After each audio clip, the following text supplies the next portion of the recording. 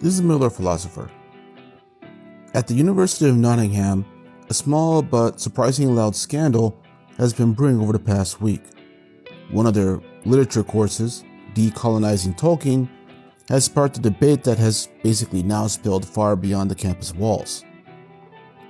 The course argues that J.R.R. Tolkien, the world-famous creator of Lord of the Rings, wrote from the biases of his era and essentially, in my own words, making him a low-key racist. And that some of those biases show up in his portrayals of different peoples and cultures in Middle-earth. How it was more often than not the blonde-haired, light-skinned characters that were often prescribed as being wise and peak nobility, and that they were all that represented that was good in Middle-earth. Meanwhile, the self-described darker-skinned characters and races were often at best seen as siding with evil or corruption and just being lower tier racially, or at the very least prone to it, than the other races that were considered good. And that this course basically takes up precedence and believes that it is following the established traditions and stereotypes of the colonial perspectives of that particular era that Tolkien grew up in.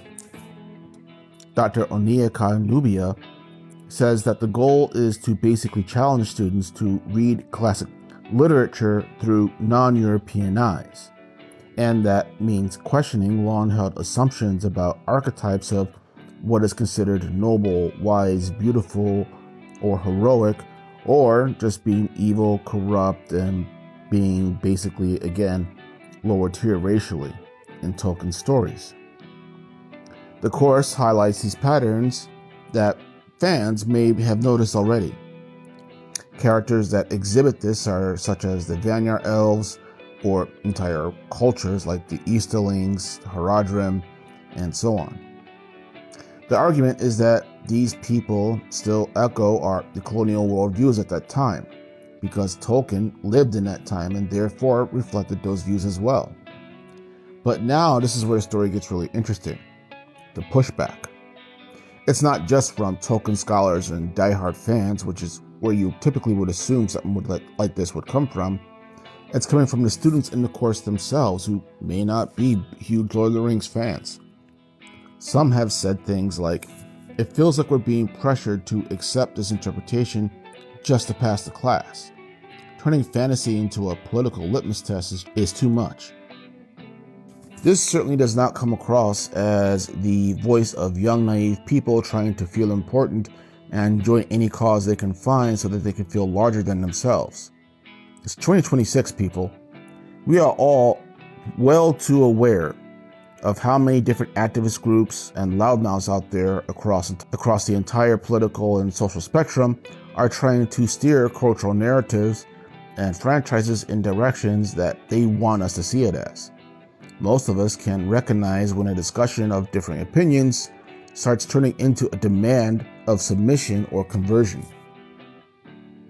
This isn't about people suddenly waking up to a new social movement and being radicalized by it.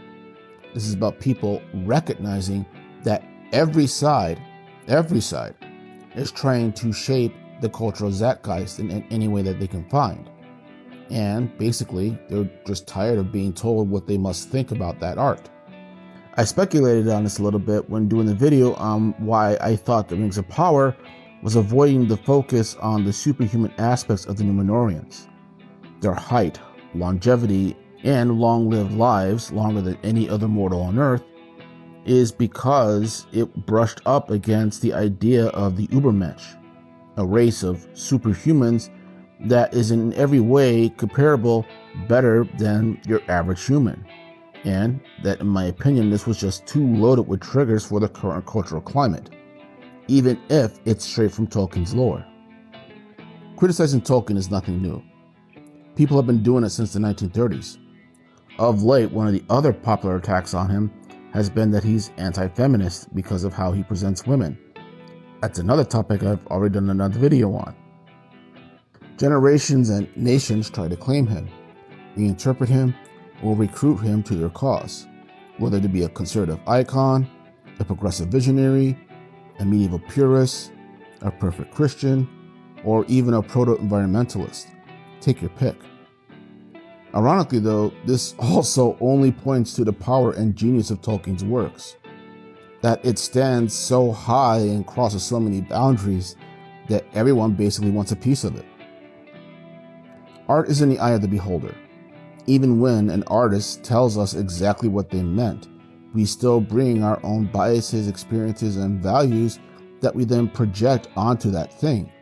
And that colors how we receive that art. That so many people would have such diverse opinions on the topic speaks to the wide appeal of Middle-earth. That people essentially wanted to affirm their own worldviews because they love it so much, but they still have their views. Even when they disagree with parts of it, they still want it on their side. And everyone, myself included, is 100% guilty of this. However, that doesn't mean we can't look at the text honestly. Yes, Tolkien often associates Nordic or fair-haired features with nobility and moral clarity. The Vanyar and Noldor are classic examples of that and how they are portrayed as contrasts. Characters like Turin and his cousin Tuor are another example, and as I mentioned before, there's the Eastlings and the Haradrim and other quote-unquote lesser men, and how they are portrayed through the lens as enemies from the east or south. And that this tends to line up with certain colonial tropes and historical points during that time period.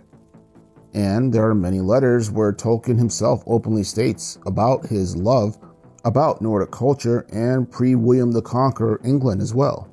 But just because you like a culture or a certain cultural perspective does not automatically make you a racist. Both of those cultures that I mentioned were around long before the concept of racism even existed. That's a modern word association where we actually have been trained by the world to think that way, to make that equation.